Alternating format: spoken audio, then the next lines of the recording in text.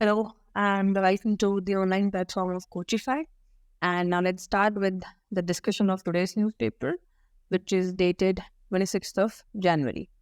So जो सबसे पहली न्यूज़ है that talks about Supreme Court seeks a method to check ED states tussle. तो बेसिक सी चीज़ ये है कि रिसेंटली जो आपका एक इंस्टीट्यूशन है इन्फोर्समेंट डायरेक्टरेट ईडी, ठीक है। अब न्यूज़ न्यूज़ में देखा होगा कि बहुत सारे पॉलिटिकल लीडर्स हैं, बहुत सारी पॉलिटिकल पार्टीज़ हैं या बहुत सारे स्टेट्स हैं जहाँ पर आपके ईडी रेगुलरली जा रहा है। जैसे बेसिक सा एक सीन था कि अरविंद केजरीवाल जो हैं आपके दिल्ली के जो सीएम हैं उनको बहुत बार बुला रही है ईडी, लेकिन वो बहुत बार उन्होंने जाने से मना कर दिया, ठीक है। सिमिलरली बहुत से ऐसे अदर स्टेट्स भी हैं जहाँ पे बार बार ईडी जा रही है, और उसमें रिसेंटली जो एक स्टेट है दैट इज़ योर तमिलनाडु, ठीक है। तो ईडी ने उनसे कुछ इन्फॉर्मेशन मांगी थी रिगार्डिंग द लीडर्स और रिगार्डिंग द एफआईआर्स और कुछ केसेस के उसमें कॉन्टेक्स्ट में। तो ईडी ने तमिलनाडु ने मना कर दिया। तो तमिलनाडु ने मना किया है, तो ये केस जो है वो आपका चला गया है सुप्रीम कोर्ट में। और सुप्रीम कोर्ट में जो गवर्नमेंट के रिप्रेजेंटेटिव हैं वो होते हैं आपकी अटॉर्नी जनरल है या आपकी सॉलिसिटर जनरल हैं, वो पहुंच गए और उन्होंने कहा है कि भाई हमने तमिलनाडु से कुछ डिटेल्स मांगी थी, वो जो डिटेल्स है वो हमें अभी अवेलेबल नहीं हो रही है, ठीक है। तो अभी सुप्रीम कोर्ट का ये पर्सपेक्टिव है कि भाई what is happening in the context of India, ऐसा क्यों हो रहा है कि भाई हर जगह जो है वो ईडी पहुंच जा रही है, स्पेशली जहाँ पर आपकी करंट सेंट्रल गवर्नमेंट की जो पॉलिटिकल पार्टी है वो गवर्नमेंट में नहीं है। जैसे अभी आपके बीजेपी है सेंटर में, तो जो नॉन बीजेपी स्टेट्स हैं वहाँ पे ही ये ईडी क्यों जा रही है। तो कहीं ऐसा तो नहीं है कि भाई ये पॉलिटिकल इसके मोटिव्स हो रहे हों। तो इसके ऊपर अभी पूरी की पूरी जो है वो केस चला गया है सुप्रीम कोर्ट में, और this is going to continue. But इसके कॉन्टेक्स्ट में हमारे जो काम की चीज़ है वो हो गई है ईडी एज एन इंस्टीट्यूशन, और लीगल में भी आएगा। तो when we talk about ED, ये आपकी ईडी की ऑफिशियल वेबसाइट है, and ED comes under your department of revenue, ministry of finance. तो फाइनेंस मिनिस्ट्री आपने ध्यान रखना है। और दूसरी चीज़ ये है कि ये आपके इन्वेस्टिगेट करता है फाइनेंशियल ऑफेंसेस को, जिसमें से सबसे मेन जो चीज़ है वो है आपके मनी लॉन्ड्रिंग, और जो दूसरी चीज़ है वो है आपके फॉरेन एक्सचेंज रिलेटेड अगर कुछ इरेगुलरिटीज हैं तो वो। और इसी कॉन्टेक्स्ट में आपके तीन वो हैं एक्ट्स हैं। फर्स्ट हो गया prevention of money laundering act, second हो गया कि फॉरेन एक्सचेंज मैनेजमेंट एक्ट, और जो थर्ड है जो बिल्कुल लेटेस्ट है that is your this fugitive economic offenders act. ये आपके जो लोग इकोनॉमिक ऑफेंसेस करते हैं, जैसे टैक्स इवेजन करते हैं और या बिल्कुल कहते हैं ना बैंक करप्ट हो जाते हैं और अपने जो फंड्स होते हैं उनका मिसयूज़ करते हैं, उसके लिए लॉ है। और वो लोग जो है वो इंडिया छोड़ के फिर भाग जाते हैं। ऐसे जो लोग होते हैं उनको हम कहते हैं फ्यूजिटिव इकोनॉमिक ऑफेंडर्स, और उनसे डील करने के लिए लेटेस्ट एक्ट आया था अब के अराउंड 5 years और 6 years बैक 2018, ठीक है। तो जो तीनों एक्ट हैं उनके कॉन्टेक्स्ट में ईडी आपके फंक्शन करता है। तो ये हो गए बेसिक्स ऑफ ईडी, और ये न्यूज़ हम थोड़ा सा ट्रेंड भी करेंगे because this is just the beginning. Supreme court का वर्डिक्ट आएगा, उन्होंने कुछ कहना है, फिर सेंटर ने कुछ कहना है, this will continue. Okay, so the next news is ASI, Archaeological Survey of India. A report says a temple existed at Gyanvapi site. और ये न्यूज़ कल भी आई थी कि कल जो न्यूज़ थी वो ये थी कि भाई कोर्ट ने बोला है कि ASI की जो रिपोर्ट है उसको पब्लिक की जाए और लोगों को भी पता लगे कि उस साइट पर क्या क्या चीज़ें जो है वो किस किस चीज़ का सर्वे हुआ है और फाइनल जो रिपोर्ट है वो क्या बनी है। तो okay, coming to the basics of Gyanvapi, आपका जो सर्वे हुआ है इसमें हिंदू टेम्पल के एग्जिस्टेंस की बात हुई है। पहली चीज़ कि हाँ दे अग्री कि वहाँ पे हिंदू टेम्पल था। दूसरा इसके जो हिंदू टेम्पल था उसका जो अभी जो आपके मॉस्क बनी हुई है उसकी जो वेस्टर्न वॉल है वो ये रिप्रेजेंट करती है कि हाँ भाई वहाँ पर आपके टेम्पल था। अलॉन्ग विद दिस आपका ये जो है ये जो मॉस्क है ये आपकी बनी थी during the time of Aurangzeb according to the survey that is 1676 से लेकर के 77 के बीच की बात है, ठीक है। और दूसरी चीज़ ये है कि और उसी से पहले जो है आपके पुराना जो स्ट्रक्चर था, मतलब टेम्पल था, उसको डिमोलिश करके आपकी मॉस्क बनी है, ठीक है। तो जो टेम्पल था उसको भी इसी टाइम पे, यानी during the time of Aurangzeb, इसको ख़त्म किया गया और फिर आपकी जो मॉस्क थी उसको बनाया गया और कुछ पोर्शंस ऐसे थे जिनको मॉडिफाई किया गया, दैट्स इट, ठीक है। तो these are the basics about the mosque and the temple. और ये रिपोर्ट जो है वो अभी पब्लिक हो चुकी है। Okay, next is new dam in Mulla Periyar only solution reiterates Kerala government. तो मुल्ला पेरियार डैम जो है ये कॉन्स्टेंटली न्यूज़ में है और इसका जो मेन कारण है वो ये है कि जो डैम है ये बहुत पुराना है। ये न्यूज़ पहले भी आई थी, लगभग आप मान सकते हो it's 100 years old on an average, 100 से लेकर के 120 ईयर्स के बीच की इसकी एज है। और जो केरला है वो ये कह रहा है कि भाई ये डैम जो बहुत ज़्यादा पुराना हो चुका है और इसको अपडेट करने की ज़रूरत है, सो इसको अपडेट किया जाए। और जो तमिलनाडु है उसके साथ जो केरला है उसका रिफ्ट है।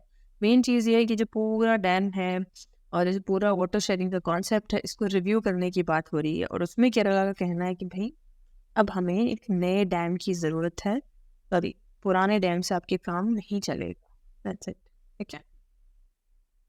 एंड द नेक्स्ट इज, हाँ जी, तो रिपब्लिक डे है। सो नॉर्मली हर साल रिपब्लिक डे पे बहुत सारे अवार्ड्स दिए जाते हैं which includes Padma awards. Padma awards की 3 कैटेगरी हैं। एक सबसे पहले जो आता है दैट इज़ पद्मश्री, फिर आपके आता है पद्म भूषण और फिर आपके आ जाता है Padma Vibhushan. This is the highest, this is the second and this is third. इसके ऊपर फिर एक ही रहता है which is Bharat Ratna. Recently एक पॉलिटिकल पर्सनालिटी हैं जिनको भारत रत्न देने की बात हुई है। ये पिछले 2-3 दिन के न्यूज़पेपर में कवर भी हुआ है। तो that you should know, I am not going to tell you the answer. So आप जाएं, रिसर्च करें, पता करें कि कौन है जिसको रिसेंटली भारत रत्न देने की बात हुई। Okay, but in the context of Padma Vibhushan, ये देखिए आपके जो फॉर्मर वाइस प्रेसिडेंट हैं वेंकैया नायडू, उनको आपके जो साउथ इंडियन एक्टर हैं चिरंजीवी और वैजंती माला बाली और आपके जो भरतनाट्यम डांसर हैं सुब्रमण्यम या पद्म सुब्रमण्यम, उनको आपके पद्म विभूषण देने की बात हुई है which is the second highest civilian award as I have told you earlier. वो सेकेंड हाईएस्ट है, इसका मतलब उससे ऊपर बस अब भारत रत्न बचता है, ठीक है। इसके अलावा एक और चीज़ है, ये देखिए, ये काम का है M Fatima Beevi. She was the first woman जज to be appointed to the supreme court, ठीक है। उनको और भी बहुत सारे लोग हैं, उनको आपके पद्म विभूषण दिया जा रहा है, ठीक है। प्लस जो कंपनी है ताइवानीज कंपनी फॉक्सकॉन ग्रुप, उसके जो चेयरमैन हैं यंग ली, उनको दे रहे हैं आपके पद्म विभूषण, ये भी आपने ध्यान रखना है। तो मेन चीज़ ये है कि बहुत सारे लोगों को आपके पद्म भूषण पद्म विभूषण ये सारे मेडल्स अवार्ड्स मिल रहे हैं रिपब्लिक डे पे। तो मोटा मोटी एक दो इम्पॉर्टेंट है, वो आप थोड़ा सा ध्यान रखें, हो सकता है कोई एक क्वेश्चन पूछ लिया जाए। Otherwise the Padma awards are annual awards, वो हर साल दिए जाते हैं, ठीक है। So it's not any extraordinary thing कि बहुत ही इंपॉर्टेंट टॉपिक हो गया तो क्वेश्चन आएगा ही, इट्स एन एनुअल थिंग।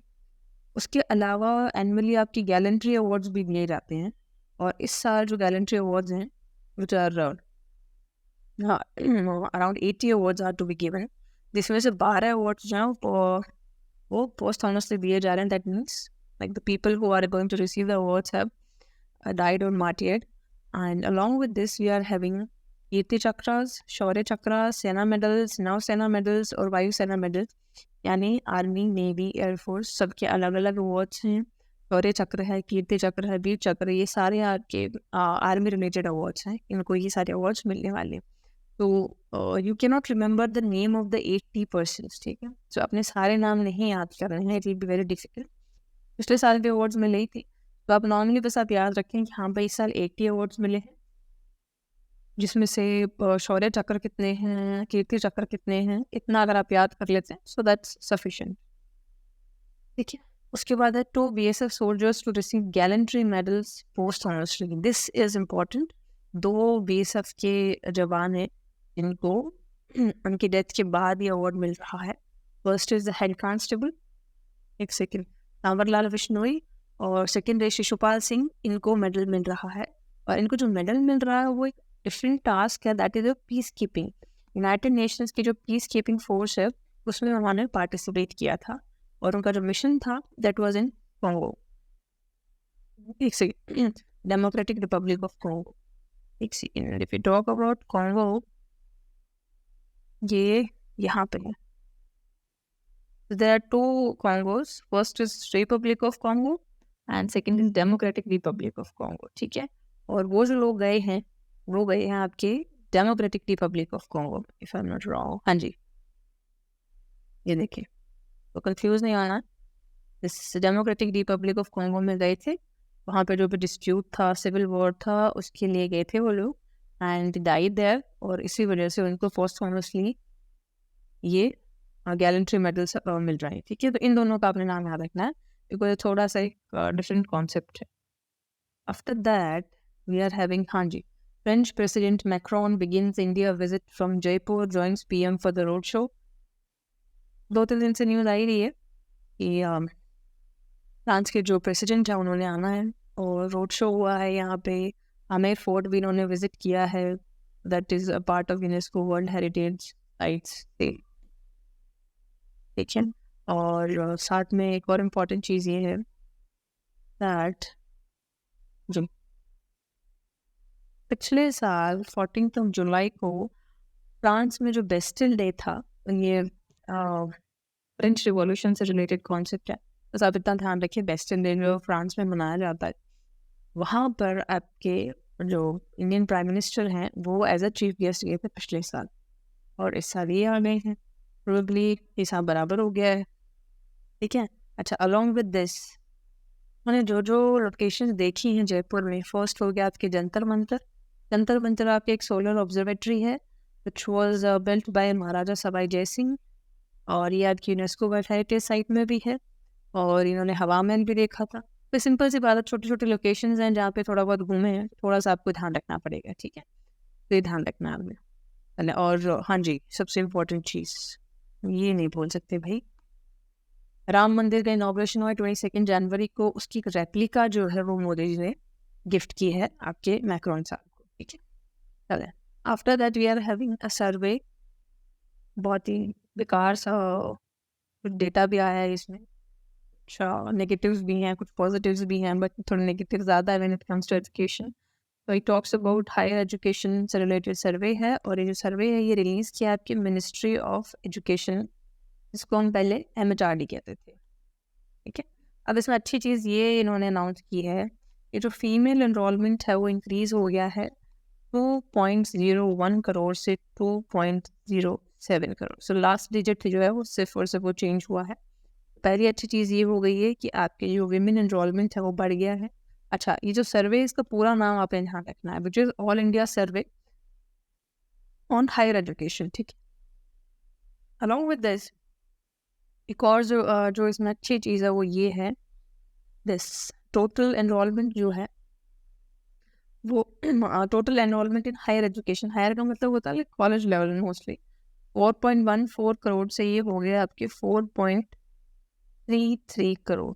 ये इतने, मतलब पहले सिर्फ लगभग 4.14 करोड़ बच्चे जो है वो हायर एजुकेशन ले रहे थे, अभी दिस इज इंक्रीज्ड। ठीक है, तो दैट्स ऑल्सो गुड थिंग। उसके बाद फीमेल एनरोलमेंट बढ़ी गया है आपके। ओके, उसके साथ एक और जो चीज़ है वो ये है, फीमेल्स का जो PhD एनरोलमेंट है वो ऑलमोस्ट डबल हो गया, which is a very good thing, 4.8 से लेकर के 0.99 लाख। ठीक है, इतना आप उसको मान सकते हो। ठीक है, तो इसमें काफ़ी सारा इसमें डेटा दिया हुआ है इन्होंने, तो एक बार हमें थोड़ा बहुत इसको देख लेना है। और इसी कंपैरिजन में एक और अभी रिसेंटली डेटा आया था। ठीक है, ये तो फिर भी चलो गवर्नमेंट बेस्ड डेटा है, काफ़ी सारी चीज़ें इसमें पॉजिटिव है। अभी रिसेंटली डेटा आया था विच वॉज रिलीज बाय प्रथम NGO। जी, प्रथम NGO का डेटा वो आया था, एनुअल स्कूल एजुकेशन रिपोर्ट। ठीक है, वो आपने थोड़ा सा वापस जा करके देख लेना है। वो आपके बात करता है छोटे बच्चों की, स्कूल लेवल के बच्चों की, और वो जो ASCR है ये दिया था आपके एक NGO ने, और जबकि अभी जो करंट में जो न्यूज़ आई है ये आपके दिया है मिनिस्ट्री ऑफ एजुकेशन। ठीक है, तो गवर्नमेंट फंडेड हो गया। आफ्टर दैट नेक्स्ट इज, हाँ जी, why is there no snowfall in Kashmir? ये बहुत बड़ी चीज़ हो गई है, बट समहाउ रिफ्लेक्ट्स द कहते हैं ना impact of the climate change, but I am saying somehow उसका कारण है कि नॉर्मली जो आपकी स्नोफॉल होती है वो उसके बहुत सारे फैक्टर्स हैं। आई थिंक यहाँ पे मेंशन भी किए इन्होंने।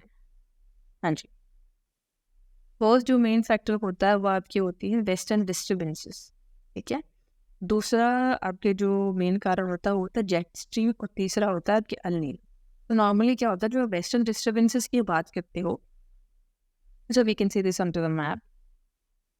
तो वेस्टर्न डिस्टर्बेंसेस का मतलब होता है, यहाँ पे वेस्टर्न का वर्ड हो गया वो हवाएं जो वेस्ट से आती हैं, ठीक है। और डिस्टर्बेंसेस का मतलब हो गया यहाँ से वो जनरेट होता है disturbance, like disturbance in the temperature pressure, और यहाँ से जो इधर की तरफ आता है हिमालय से वो टकराएगा यहाँ पे, तो यहाँ पे जो है वो रेनफॉल हो जाएगी, ठीक है।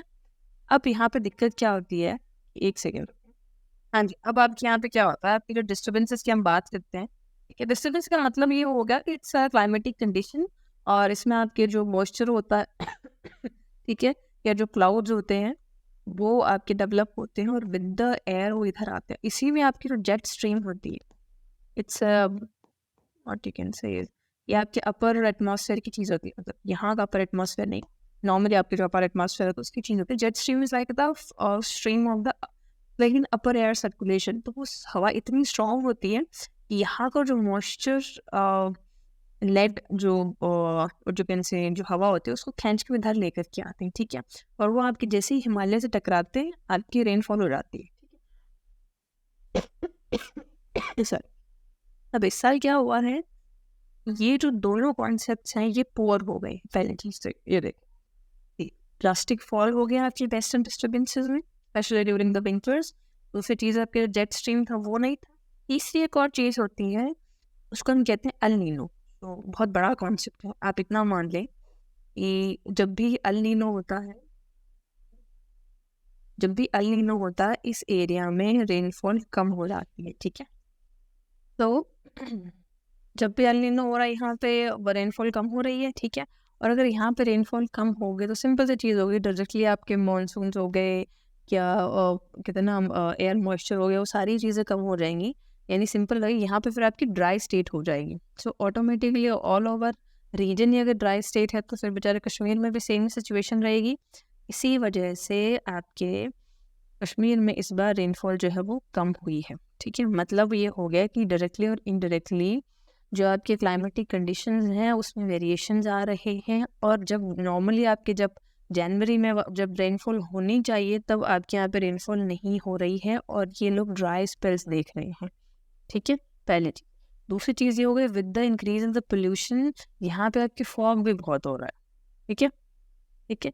और नॉर्मली जो स्नोफॉल की बात करते हो उसके लिए मॉइस्चर बहुत ज़्यादा चाहिए, और जितनी भी कंडीशंस हैं उससे आपके मॉइस्चर इतना नहीं मिल रहा है, तो ये भी एक बहुत बड़ा इशू हो गया आपकी, ठीक है।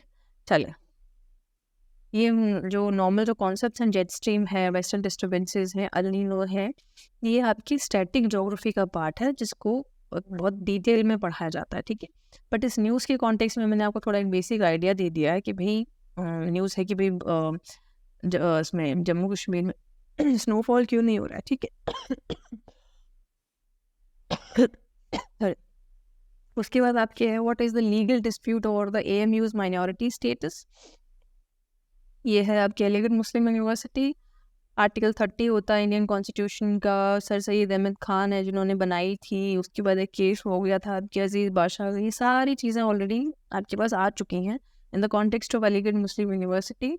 और बस ये न्यूज़ मैंने इसीलिए आपको हाईलाइट करके दी है कि एक बार आप इसको फिर से देख लें, ठीक है। बट इसमें कुछ देयर इज नथिंग न्यू, इन्होंने नॉर्मली एक एक्सप्लेन कर दिया है। ओके, उसके बाद अगेन इजराइल स्ट्राइक्स गाजा में। Okay, sad story, same story. चले, हाँ जी। सो जो नेक्स्ट न्यूज़ है दैट इज इजराइल स्ट्राइक्स, ठीक है, वो चल ही रहा है। उसके बाद next, Myanmar ethnic minority fighters claim to have seized port town, ठीक है। सो ईरान में, सॉरी, म्यांमार में भी एथनिक कॉन्फ्लिक्ट चल रहे हैं और उसमें उनकी जो एक आर्मी है, आरकन आर्मी, उन्होंने एक टाउन को जो है वो कंट्रोल कर लिया है जिसका नाम है दिस, ठीक है। पोक्ताओ ये टाउन है और this is in the Rakhine state, और राखीने वही स्टेट है जो आपके what to call that Rohingyas के लिए रिलेटेड है। यहाँ से जो रोहिंग्यास का ओरिजिन है वो यहीं पे बोला जाता है, ठीक है। एक सेकेंड, हाँ जी, this is the Rakhine state, और जो एरिया उन्होंने कैप्चर किया है दिस, और ये पूरा आपके राखीने स्टेट है, ठीक है। तो सिंपल सी चीज़ है कि म्यांमार में अभी आपके एथनिक माइनॉरिटी फाइटर जो है वो सिटीज़ क्लेम करने की कोशिश कर रहे हैं, ठीक है। चलें, उसके जो नेक्स्ट है वो आपकी स्पोर्ट्स सेक्शन में से है, that is about the Australian Open. So जो इंडियन प्लेयर हैं बोपन्ना, वो अभी आपके ऑस्ट्रेलियन ओपन्स के फाइनल्स में पहुंच गए हैं, that your you can say doubles game में, ठीक है। यहाँ पे मेंशन भी किया हुआ है Rohan Bopanna is into the Australian open finals and he will B into the men's doubles with Matthew Ebden. और दूसरी चीज़ ये हो गई कि उनकी अभी जो रैंकिंग चल रही है डबल्स में, दैट इज़ नंबर 1, और he is going to be the eldest of the players with the age of 44। अभी रिसेंटली उनका birthday and he will be 44, so ये जो है वो he will be the eldest player. So it's tennis, और ये जो टूर्नामेंट है ऑस्ट्रेलियन ओपन, इसका थोड़ा सा हमें ध्यान रखना है। He is right now into the finals, अभी फाइनल मैच होगा, then also we are going to study this news again कि वो जीतते हैं कि नहीं जीतते हैं। अगर नहीं भी जीते तो कौन था जिन्होंने इनको फाइनल्स में हराया। मेन चीज़ ये हो गई कि फाइनल्स का मैच किस किस के बीच में हुआ, कौन जीता कौन हारा, कौन सी कंट्री से वो बिलोंग करते थे। And of course as an Indian player Rohan Bopanna जो है वो हमारे लिए भी इंपॉर्टेंट है in the context of tennis. And I think that's it for today's newspaper. Thank you.